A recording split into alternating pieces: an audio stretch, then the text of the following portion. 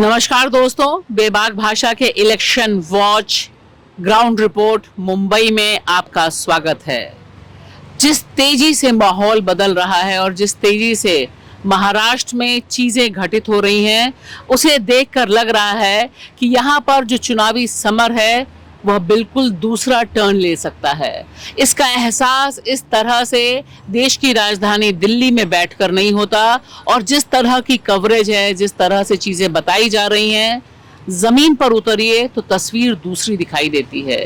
क्योंकि लाख टके का सवाल यह है कि शिवसेना में दो फाड़ होना, उद्धव ठाकरे और एकनाथ शिंदे, और एनसीपी का दो फाड़ होना, एक तरफ शरद पवार और एक तरफ अजीत पवार, और इनके बीच जो दो सो कॉल्ड भ्रष्टाचार को लेकर पूरी की पूरी राजनीति हुई थी, वो क्या बाउंस बैक करेगी 2024 के इन चुनाव में?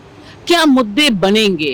क्योंकि एक बात बहुत साफ है कि महाराष्ट्र की राजनीति को अगर आप बाहर से देखिए तो यहाँ पर कांग्रेस मजबूत दिखाई नहीं देती है, और कांग्रेस के नेताओं ने जिस तरह से यहाँ पर पाला बदला है, सीधे सीधे गए हैं, उससे लगता है कि उनके पास जमीन है कि नहीं।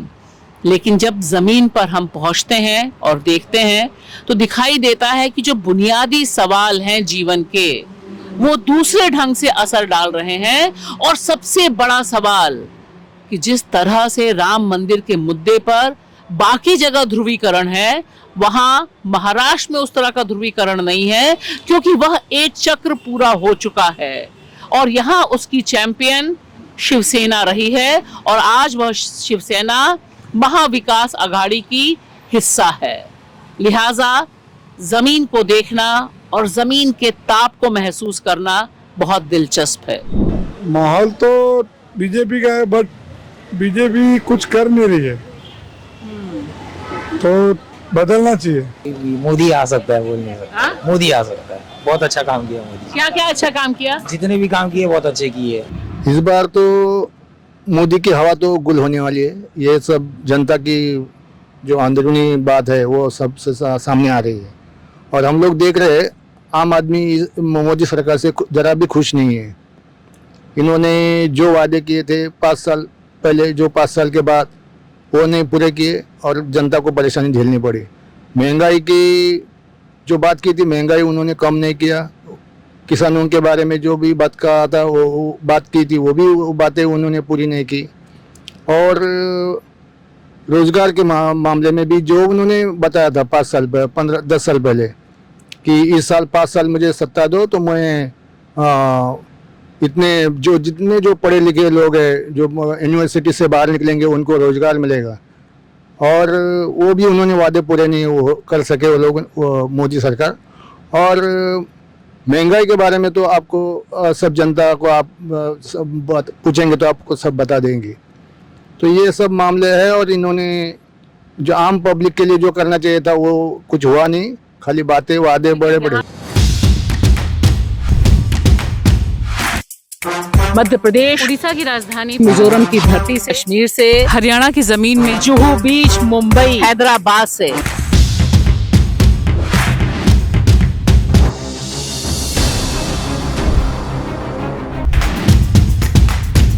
गैस कहाँ महंगी कर दी है, बहुत जगह पे कम कर दी है। अच्छा, यहाँ कितने में है गैस? कितने को यहाँ पे है, कुछ 800 के आसपास है। 800 में कम लगती है आपको? नॉर्मल है, वरना 1200 रुपया था, 800 रुपया कर दिया। 1200 भी तो वही किए थे, कोई और किया? नहीं और किए रहेंगे, बट अभी तो 800 रुपये कर दिए। महंगाई अब ये सर बोल रहे हैं कि गैस बहुत सस्ती, इनको 800 रुपए में लग रही है। कहाँ की? 1200 का कहाँ 800 रुपये चल? कौन से देश में चल रहा है? 800 रुपये है। नहीं, मेरा भी भारत का ही है, दिखाओ। अभी भी ऑनलाइन देखूंगा तो वही आएगा। ये उल्टा फांसा उनके ऊपर ही उल्टा पड़ गया है। अभी आज की तारीख में जो शिवसेना को तोड़ने का उन्होंने जो काम किया है, उसके वजह से शिवसैनिक और आम पब्लिक ये इनके खिलाफ गई है। राष्ट्रवादी के बारे में भी वही प्रॉब्लम है। जो उन्होंने राष्ट्रवादी को पार्टी को तोड़ के उन्होंने अजित पवार को उन्होंने अपने पार्टी में लिया, और जिनके ऊपर करोड़ों के घोटाले का आरोप किया, और जिनके शिवसेना के लोगों के करोड़ों रुपए के ऊपर उनके ऊपर आरोप किया, और उनको ही अपनी पार्टी में लेके उनको अभी उम्मीदवार बना दिया है। वोट डालता मैं हर साल, कभी भी वोट का मिसिंग नहीं करता है। कुछ भी काम रहेगा तो वोट डालता ही है मैं। वोट हर आदमी डालना ही चाहिए। वो नहीं डाल रहा है बहुत गलत बात है। वो हर आदमी वोट डालना ही चाहिए। अपना जो फर्ज है वो निभाना ही मांगता है। जॉब पे और रोजगार पे होना चाहिए। मंदिर मस्जिद कुछ नहीं है, रोजगार देख के वोट देना चाहिए। हमारी जो देश की अर्थव्यवस्था है उसको देख के वोट होना चाहिए। हम लोग मजदूर आदमी है, हम लोग को सिर्फ रोजी रोटी कहीं भी हम लोग बिहार में रहते, तो बिहार में अगर हम लोग का कोई फैक्ट्री वगैरह रहते तो इतनी दूर आने का कोई संभव नहीं है, लेकिन वहाँ कोई काम की वजह से हम लोग को यहाँ आना पड़ रहा है। नौकरी तो एक सवाल है, तो वो देने का वादा किया तो अब उसकी सरकार आने के बाद ही कुछ होगा। तेजस्वी में दम लगता है? देखिए तेजस्वी में दम तो है, हम लोग उसी को वोट दिए। अभी तक तो मैंने मतलब टीवी में देख रही हूँ केजरीवाल और बीजेपी मोदी ये सब चल रहा है। जो अच्छा नेता होगा वो चुनाव में जीत जाएगा। मुझे तो केजरीवाल अच्छे लगते हैं और वो बहुत सुविधाएं करते हैं लेडीज के लिए, और दिल्ली बहुत अच्छे से प्रोग्रेस कर रही है। उनके ताकतवर है, वो खाली नेता है। आम जनता जो है उनके खिलाफ है, क्योंकि ये जनता को सब मालूम पड़ गया है कि ये सब बोलते, जब अपोजिशन में होते तभी वो अलग बोलते, और जब उनके साथ में मिल जाते तो उनकी भाषा बदल जाती है। तो ये इससे पूरे लोग उनके खिलाफ हो गए। 70% से ऊपर भी लोग है ना, ये मोदी सरकार के खिलाफ भी बोलते हैं। यूथ के ऊपर है, पब्लिक के ऊपर है, जो इसकी जैसी सोच। हर कोई ऐड देख के सोच रहा है। अभी सोशल मीडिया पे सब जो चल रहा है वो हिसाब से चल रहा है। सब आदमी के माइंड में भरा जा रहा है कि इसको वोट देना है, ये है। सिर्फ एडवर्टाइज हो रहा है, काम नहीं हो रहा है, सिर्फ एडवर्टाइज हो रहा है कि ये किया ये किया ये किया, कुछ नहीं किया। हे मोदी जी बोलते हर दूसरा दिन एक यूनिवर्सिटी बंद रही, कहाँ है? एक भी यूनिवर्सिटी नहीं है, एक भी एम्स के हॉस्पिटल नहीं है, सिर्फ बोला जा रहा है और पब्लिक आधी विश्वास कर रही है। इसको अंधभक्ति बोलते हैं, अंधविश्वास चालू है। बॉम्बे में अच्छे अच्छे रोड बनाए सब, उनका काम तो बहुत, शुरू से स्मार्ट है यार। उनका काम बहुत अच्छा है। हाँ, काम अच्छा है। काम पता नहीं चल रहा आपको क्या है? मुझे मोदी अच्छा, क्या अच्छा लगता है मोदी जी को? और राम मंदिर बना है इसके लिए। उससे आपकी जिंदगी में क्या फर्क पड़ेगा? आपको एजुकेशन एक इशू नहीं लगता, या जॉब इशू नहीं लगता आपको? अभी उतना आगे का डिसीजन लिया नहीं ना, तो अभी तो मालूम नहीं कुछ। उन्होंने बहुत सारी सुविधाएं की है, और सुविधाएं करके भी उन्हें अभी जेल में जाना पड़ा, ये थोड़ा शॉकिंग है। मैंने ज्यादा स्टडी नहीं की है इसके बारे में और पता भी नहीं है, फिर भी मुझे ऐसा लगता है कि केजरीवाल को वोट देना चाहिए लोगों को। अंधभक्ति कम हुई है या थोड़ी बढ़ी है? बढ़ रही है, कम किधर हो रही है, बढ़ रही है। आजकल व्हाट्सएप देख के पब्लिक को लग रहा है हाँ ये हो रहा है, यूट्यूब देख रहे हैं उनको लग रहा है वो सही न्यूज है। हमारा मुद्दा देश का तरक्की और सबका तरक्की, और गरीब को कोई तकलीफ नहीं होना मांगता है, ऐसे देश चलना मांगता है। और धंधे वालों को किसको परेशान नहीं होना मांगता है, हर आदमी को हर तरीका से अच्छा होना मांगता है। वही हमारा मुद्दा है, अकेला का नहीं, सबका, पूरा देश का अच्छा हो, वही हमारा है। और छोटा सा पैसे के लिए वोट डालता है, वो बहुत गलत बात है। कोई भी पैसा लेके वोट नहीं डालना चाहिए, वोट डालना हमारा फर्ज है। वो लोग 500, 1000, 2000 दे के लोग वोट डालता है। राम मंदिर जो ये है एक खाली ये मोदी और भाजपा की अकेले की ये नहीं है, उसमें कंट्रीब्यूशन शिवसेना का भी था, क्योंकि शिवसेना ने जो नींव रखी है वो शिवसेना ने रखी है।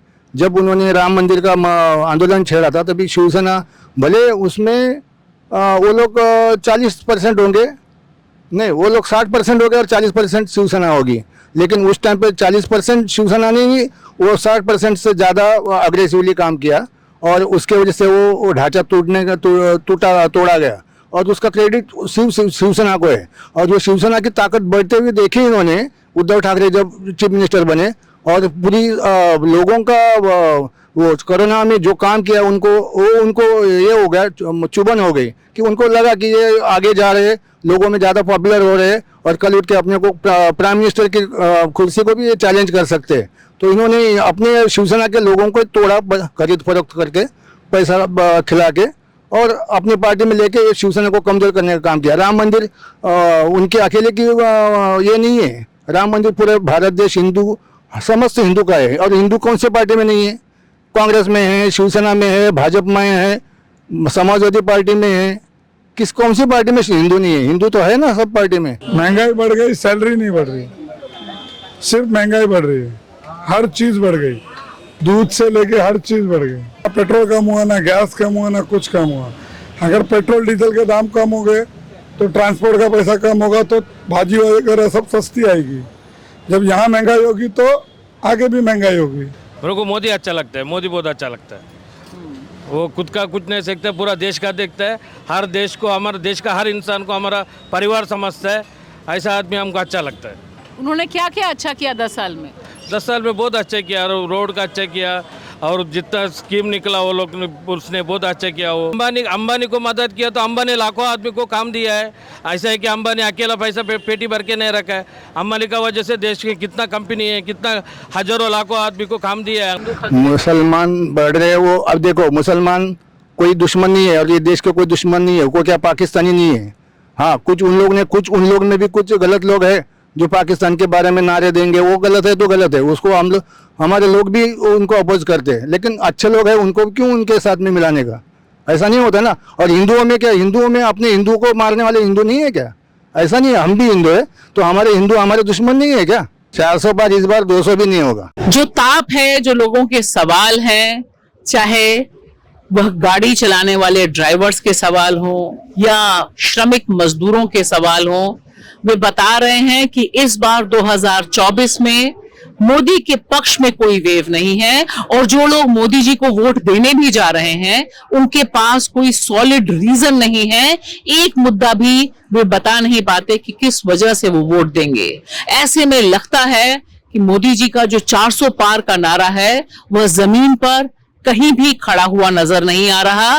वे सरकार बनाएंगे नहीं बनाएंगे, लेकिन ईवीएम को लेकर बड़े पैमाने पर जनता जनार्दन के भीतर संदेह बहुत पुख्ता, बहुत गहरा होता जा रहा है। और देखिए क्या गुल खिलता है, ये तो हमारे सामने 4 जून को पता ही चलेगा।